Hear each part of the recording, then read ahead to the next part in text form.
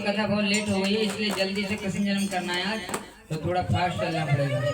हरे कृष्ण, क्योंकि अभी तो बहुत सारे चरित्र हैं। सीधा रामचरित्र नहीं, ये अभी पूरा करके इसकी नेक्स्ट कौन सा कथा है? फास्ट कर दीजिए।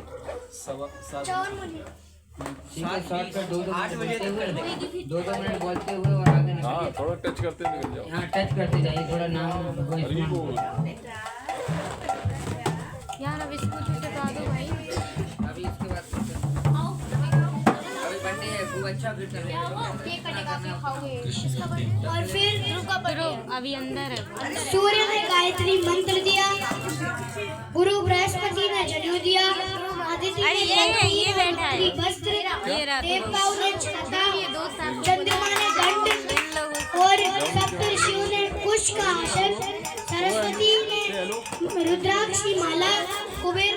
का पात्र और अन्नपूर्णा यानी कि माता पार्वती ने प्रथम भिक्षा दी और एक व्यक्ति आया काकर बोला भैया सज गया धज गया सौदा असुमेध यज्ञ हो रहा है जल्दी से चाहिए।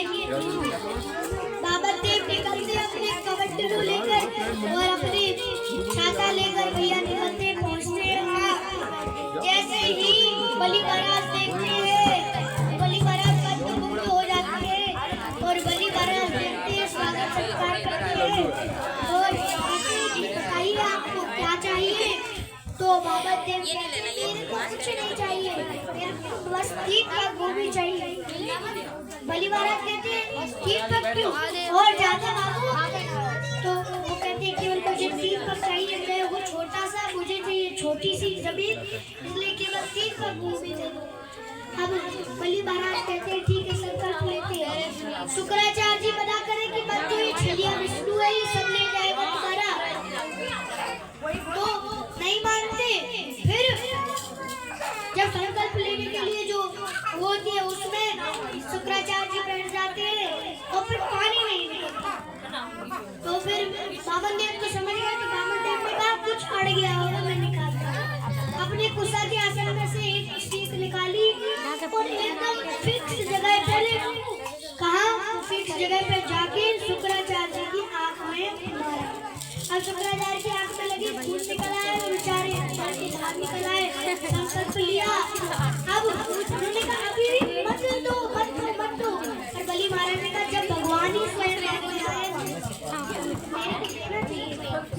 तो फिर भगवान से कहा लीजिए नापिए 3 कप गोभी। बलि महाराज कहते हैं मैं अपने बड़े-बड़े राक्षसों से लगवा देता हूँ उनके बड़े-बड़े पैर हैं वो नाप लेंगे और वो कहते हैं नहीं अरे मैं तो खुद नाप लूंगा।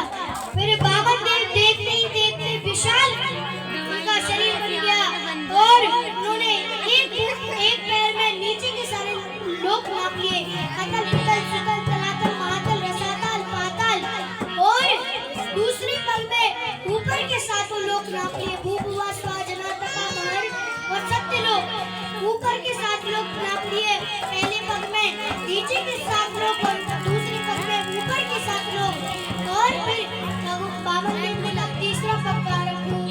बलि महाराज ने कहा कि और ये मेरा शरीर भी क्षेत्र है तो आप अपना तीसरा पग मेरे सिर पे रख लीजिए। तो भगवान तो आम भक्त पराधीन है भगवान तो भक्त के आधीन है। भगवान बड़े प्रसन्न हुए भगवान ने कहा कि क्या मांगना चाहते हो। भगवान ने पहले तो उनको सुतल लोक का राजा बनाया और भगवान ने कहा ठीक है मैं तुम्हारा द्वार पाल करता हूँ। अब बेचारी लक्ष्मी जी परेशान होती फिर रही है कि कहाँ गए मेरे नाथ ईश्वर। रक्षाबंधन का दिन आया बलि महाराज को राखी बांधी और कहा कि बलि महाराज ने कहा कि क्या चाहिए तो लक्ष्मी देवी ने कहा मुझे जो आपका द्वारपाल है वो चाहिए। तो बलि महाराज समझ गए कि ये अपने पति को लेने आए। उन्होंने कहा ठीक है ले जाओ क्योंकि भगवान तो आम भक्त अपराधी है भगवान तो भक्त के अधीन है इसलिए भगवान के द्वारपाल बनने के लिए भी तैयार हो गए। तो चलिए थोड़ा भजन करते हैं उसके बाद फिर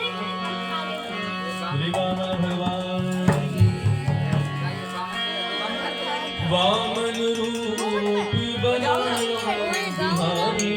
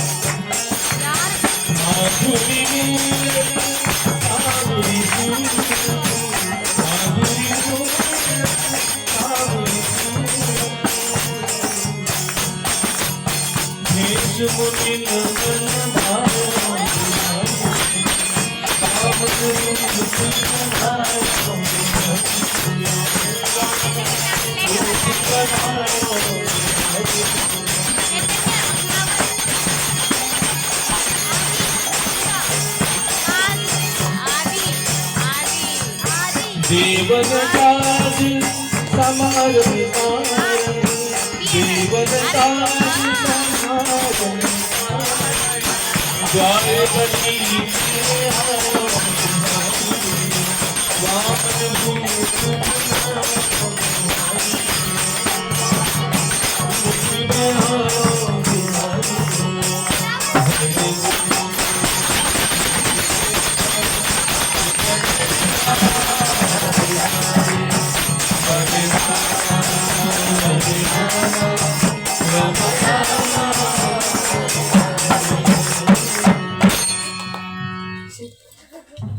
और इस प्रकार बलि वामन महाराज की कथा आती है।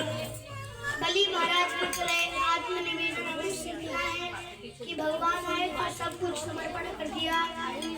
भगवान कैसे भी आए तो हमें सब कुछ समर्पण कर देना चाहिए। और इस प्रकार के नवम स्कंद में राजा शर्याती की बेटी सुकन्या की कथा आती है। दो ही से वंश चले हैं, शर्याती से और नभग जी से। शर्याती की बेटी सुकन्या एक दिन बगीचे में गई, उद्यान में। वहाँ आश्रम था चवनमुनि का। अब उनको तो पता नहीं था, इसलिए दो होल थे उनमें से वो इतनी तपस्या कर रहे थे, इतनी तपस्या की कि उनकी जो मिट्टी में धंस गई थी, केवल आंखें से रोशनी आ रही थी। तो जब आंखों से रोशनी आ रही थी तो सुकन्या ने देखा कि ये कोई कैसी रोशनी। उन्होंने सीख ली और उसमें डाल दी तो खून निकलने लगा।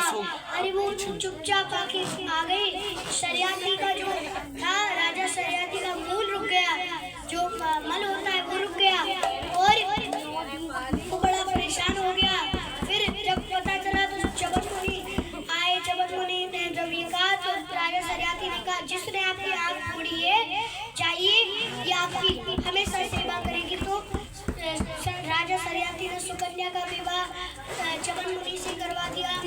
और फिर चवनमुनि सोचते कि मैंने कितना गलत किया कि इतनी बड़ी युवन ये कन्या और इसके साथ मैंने विवाह कर लिया।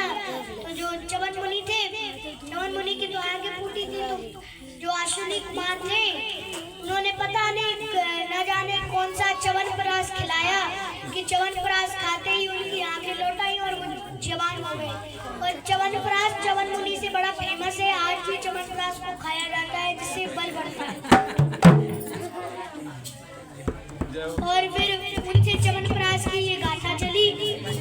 उसके बाद राजा शर्याती के वंश में राजा रेवत हुए। उनके 100 पुत्र हुए। बड़े पुत्र का नाम कुकुदमी हुआ। कुकुदमी की बेटी का नाम रेवती था। रेवती का विवाह बलराम जी से हुआ, क्योंकि इतनी बड़ी थी रेवती कि उनको ऐसे छोटा करना पड़ा। आजकल छोटे जरूर मिल जाते हैं पर बड़े नहीं मिलते। और इस प्रकार फिर आगे जो है नभग जी का वंश आता है। नभग के पुत्र नाभाग और नाभाग के पुत्र अम्बरीश। अम्बरीश महाराज की कथा आती है। एकादशी का बहुत सुंदर दिन था। द्वादशी आ गई थी और दुर्वासा मुनि जी आ गए। तो दुर्वासा मुनि उनका बड़ा सत्कार किया। राजा अम्बरीश ने कहा कि आइए प्रसाद खाइए। तो दुर्वासा जी ने कहा मैं स्नान करके आता हूँ फिर पाऊंगा। तो दुर्वासा मुनि गए। वहाँ गुरु की कभी अवज्ञा नहीं करनी चाहिए, तो वो तो नियम का पालन कर रहे थे। वहाँ दुर्वासा मुनि बहुत देर हो गई, आए ही नहीं और द्वादशी के उपारण का समय बीतता जा रहा था। तो ब्राह्मणों ने क्या किया, उनको कहा कि ना तो आप अन्न खाइए, आप केवल जल पी लीजिए, जिससे आपका व्रत भी टूट जाएगा और जो समय है वो भी नहीं निकलेगा। तो ब्राह्मणों ने जबरदस्ती जल पिला दिया। तो दुर्वासा मुनि को जब ये पता चला, दुर्वासा मुनि ने कहा मेरे बिना तुमने जल पिया। अपनी एक जटा निकाली, जटा में से कृत्या को उत्पत्ति किया और भगवान को पराधीरा हास्यत्रा आदिरा भगवान तो भक्त के अधीन है, इसलिए सुदर्शन चक्र को तुरंत भेज दिया और सुदर्शन चक्र ने उस कृत्या को एक क्षण में छू कर दिया। और फिर दुर्वासा मुनि की कह रहे थे कि तुमने मेरे से बिना किया, तो उन्होंने कहा कि जाइए। अब सुदर्शन भैया पीछे फिर रहा है, 1 वर्ष तक पीछे भागे। अब कृष्ण जन्म है, अब इस प्रकार 1 वर्ष तक भागे पहले इंद्र के पास गए, फिर ब्रह्मा के पास गए। ब्रह्मा जी से कहा तो ब्रह्मा जी कहते हम नहीं बचा पाते, जिनका चक्र है उन्हीं से पूछो। विष्णु भगवान के पास गए तो विष्णु भगवान ने कहा भैया मेरे हाथ में तो कुछ नहीं है, वो तो सुदर्शन के हाथ में है, क्योंकि जब भी मैंने उसको आदेश दे रखा है कि जब भी वक्त मेरा कोई संकट में तो तुम रक्षा करो। अब भैया मेरे कंट्रोल में नहीं है, जाओ यदि रुक पाना है इस चक्र को तो अम्बरीश महाराज से रुकाओ। तो अम्बरीश महाराज के पास गए और उनके साष्टांग प्रणाम कर दिया। तो अम्बरीश महाराज ने उनको उठाया, कहा अरे क्या कर रहे हैं गुरुदेव आप, और कहा चक्र सुदर्शन से कि रुक जाओ। तो चाहे कोई दुर्वासा मुनि बना रहे, चाहे कुछ बना रहे, किंतु उन्होंने केवल चाहे दुर्वासा मुनि बने रहे पर भगवान तो भक्त के अधीन है। इस प्रकार फिर अब रामचंद्र के वंश का वर्णन आता है। तो महाराज खटवांग के पुत्र हुए दीर्घबाहु के रघु के अज और आज के दशरथ और दशरथ के रामचंद्र। खटवांग दीर्घबाहुश्च रघुस्तस्मात् पृतुश्रवा अजस्तथो महाराज इस्मात् दशरथो भगत। तो ये उनके वंश का वर्णन है। फिर अज से दशरथ के राम लक्ष्मण भरत शत्रुघ्न।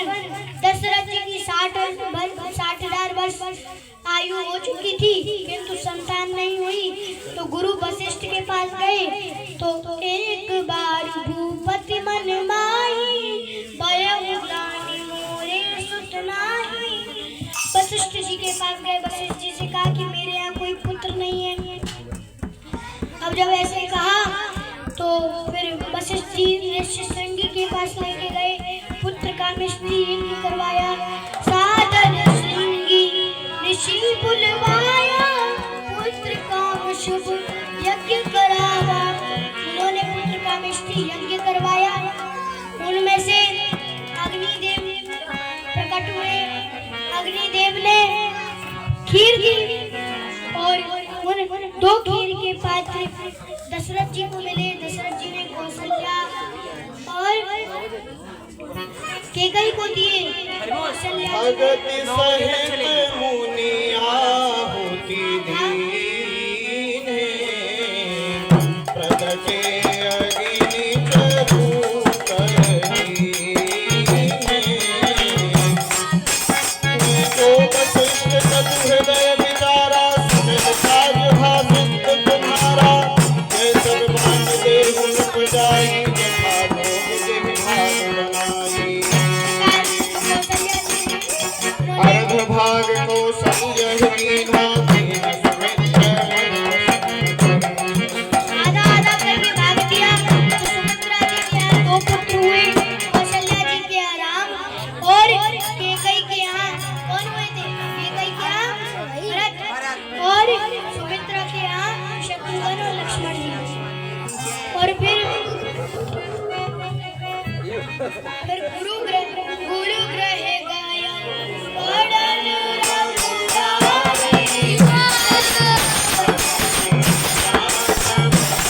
रघुराई। गुरु कह गए पढ़न रघुराई।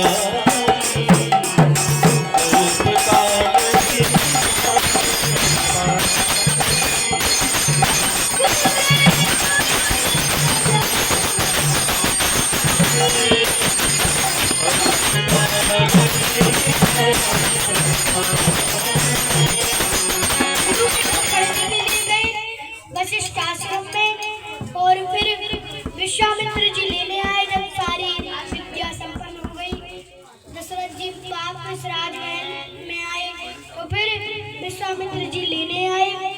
ताड़का को मारा, मरीचि और सुबाहु को मारा, फिर अहिल्या का उद्धार किया।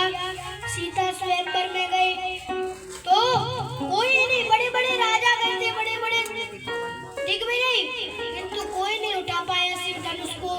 और जब कोई नहीं उठा पाया तो गुरु की आज्ञा से भगवान राम गए और भगवान राम जाकर धनुष को उठाते हैं। खींचो चाप मिटाई संदेहु, तो कहते हैं दशरथ जी राम खूब सहस दस कई बारा, लगे उठावन करहि नटारा।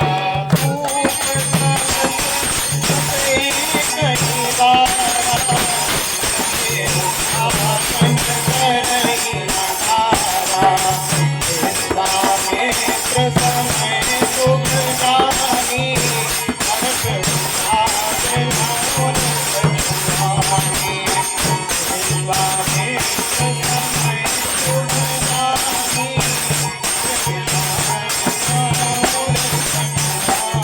दशरथ जी कहते हैं कि आपने इस धनुष की चाप को खींच लिया, मेरा संदेह मिटा दिया।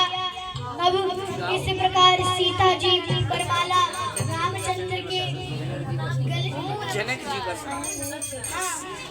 जनक जी कहते हैं, जनक जी कहते हैं कि तुमने मेरा जो है संदेह मिटा दिया है और सीता जी की जो माला है वरमाला वो राम जी के गले में डलवा दी।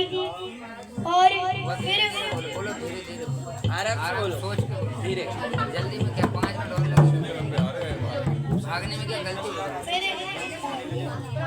रावण के पास गए, रावण से युद्ध किया और फिर रावण को परास्त किया। रावण को परास्त करने के बाद फिर सीता जी और हनुमान जी सुग्रीव जी मिले थे तो वापस आए, फिर अयोध्या को लौटे थे। और इस प्रकार रामलीला समाप्त होती है। अब आती है हमारी मेन, राम जी का जन्म, श्री राम। अब हमारी मेन लीला आती है कृष्ण जन्म, जिसके लिए हम बहुत समय से वेट कर रहे थे, जल्दी जल्दी करके सब खत्म कर चुके हैं।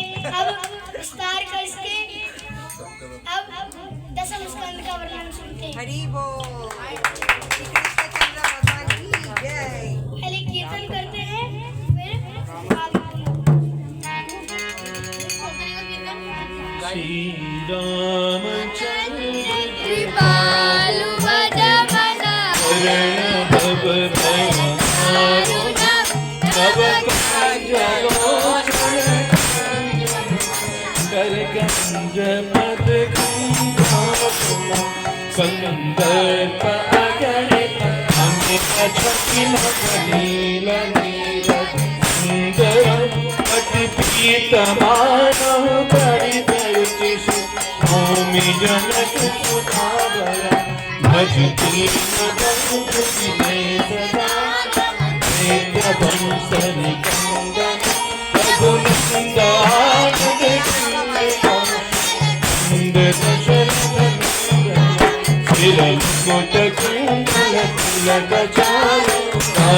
अंग विभूषण आदान भुज सर छाप धर भूषण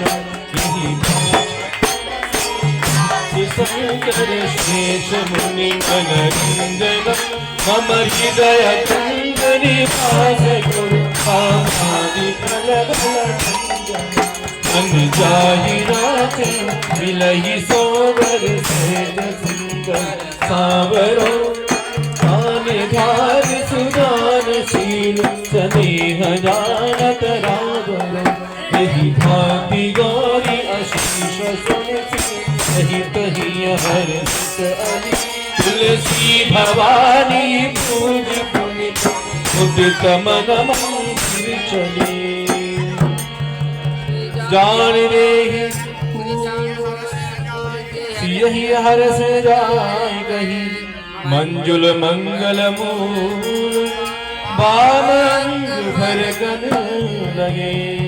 बोली राजा रामचंद्र भगवान की। अब दसम स्कंद में राजा परीक्षित है हम सभी की भलाई के लिए बहुत सुंदर प्रश्न करते हैं। कथितो वत्स विस्तारो भवता सोमसूरयो राज्यं शोभयरप्सयादं यथा परमदारुणम्। कथितो वंश विस्तारो भवता सोमसूरयो। राजा परीक्षित कहते हैं सुखदेव गोस्वामी से, कथितो वंश विस्तारो, आपने जो सौम और सूर्य वंश है इनका तो अच्छे से वर्णन कर दिया, किंतु हमारे जो भगवान है इनका भी वर्णन नहीं किया। और जब हमारे भगवान की बात आती है तो आप शॉर्टकट में निपटा दिए। ये कैसे चालबाजी खेल रहे हैं आप हमारे साथ। सुखदेव जी कहते हैं यदि मैं सूर्य और चंद्रवंश का वर्णन अच्छे से और करूं, यदि भगवान की कृष्ण कथा का वर्णन करूं तो 100 वर्षों में भी मैं पूर्ण नहीं कर पाऊंगा। ऐसे जब कहते हैं तो सुखदेव गोस्वामी जो है वो जब ऐसे कहते हैं तो राजा परीक्षित कहते हैं अच्छा तो आप बता दीजिए कि हमारे कृष्ण कैसे हैं। कथितो वंश विस्तार हरे कृष्णा। श्री भक्तों से निवेदन है कि अपना शांति बनाए रखें, थोड़ा सा और धैर्य रखें। महाराज जी छोटे हैं तो कंठ को जरा कष्ट ना हो, थोड़ा ध्यान दीजिए। हरे कृष्णा। और इस प्रकार फिर आगे परीक्षित महाराज कहते हैं कि आप हमारे भगवान का वर्णन कीजिए।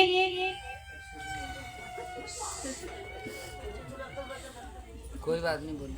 सुखदेव जी ये सारे प्रश्न सुनकर बड़े प्रसन्न होते हैं और फिर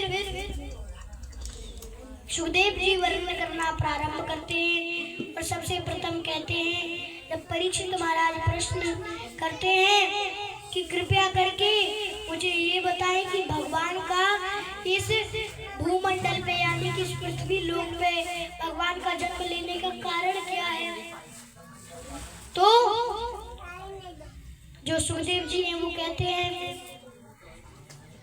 पृथ्वी जो थी गौ का रूप धारण करके कहा जाती है मेरू पर्वत पे ब्रह्मा जी के पास जाती है कि मैं राजाओं के भार से पापियों राजाओं के भार से पीड़ित हूँ और कृपा करके इसका समाधान निकाले। तो ब्रह्मा जी पृथ्वी माता और देवताओं के साथ जाते हैं क्षीर सागर में प्रार्थना करते हैं नमामते देवा पदारविंदम प्रपन्नतापोषमात् पात्रम यन्मूलकेतायतयोजशोरु संसार दुःख बहिरुक्षिपन्ति। कहते हैं नमामि देव पदारविंदम, हे भगवान हम आपके चरणों में नमस्कार करते हैं। नमामि देव पदारविंदम प्रपन्नतापोषमात् पात्रम यन्मूलकेता। हम इस भौतिक संसार में फंसे हुए हैं और ये पृथ्वी माता पापियों राजाओं के भार से पीड़ित है, कृपा करके इसका समाधान निकालें। जब ऐसे प्रार्थना करते हैं तो आकाशवाणी होती है कि ठीक है तुम चिंता ना करो, मैं इस पृथ्वी लोक पर अवतरित होगा देवकी और वसुदेव प्रिया। जब ऐसे कहते हैं तो देवता बड़े प्रसन्न हो जाते हैं और पृथ्वी माता भी प्रसन्न हो जाती है। और फिर परीक्षित महाराज की तरह उत्साह भी होना चाहिए हमारे लिए कि बिना भूख प्यास के हम सबकी भलाई के लिए इतना सुंदर प्रश्न कर रहे हैं। और राजा परीक्षित तो ये उत्साह इतना कि वो बोल रहे हैं तपोपयात प्रति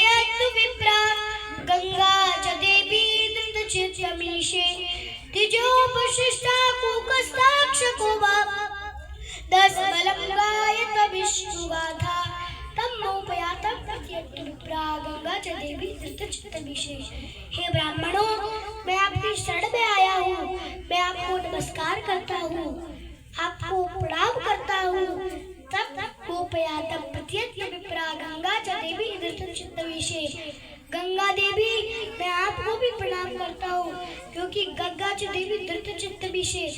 धृत अर्थात धारण कर रखे, चित्त अर्थात चित्त में, नीचे अर्थात भगवान के चरण, भगवान के चरण अपने हृदय में धारण कर रखे, इसलिए मैं गंगा देवी आपको भी प्रणाम करता हूँ। चाहे तमो पे आते प्रत्येत्तुप्रा गंगा च देवी धृत चित्त विशेष। तो जो प्रशंसा कुंकस्ताक्षकोवा, चाहे किसी ऋषि द्वारा बनाई गई कोई माया की शक्ति क्यों न हो, चाहे कोई तक्षक सांप क्यों न डस ले, 10 तोलम गायता विष्णु गाथा, केवल विष्णु की गाथा गाते रहे, केवल भगवान की कृष्ण कथा सुनाते रहे।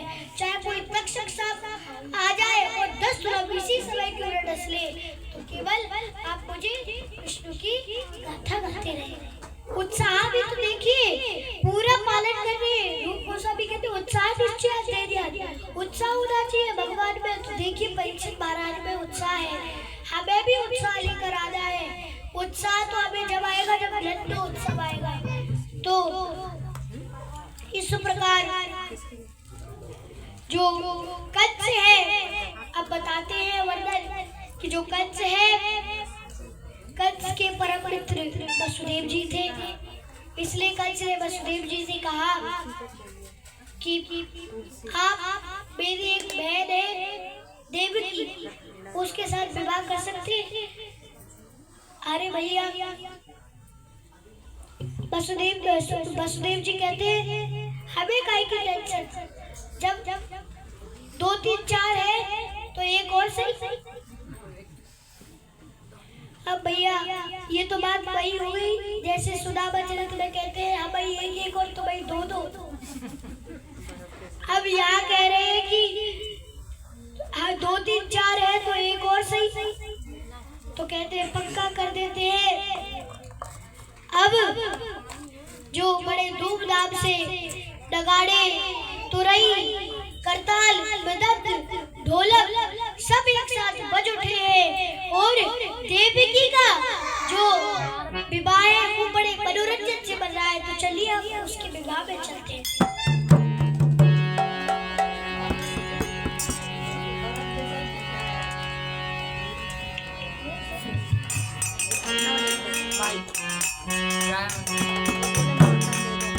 जय जय राधा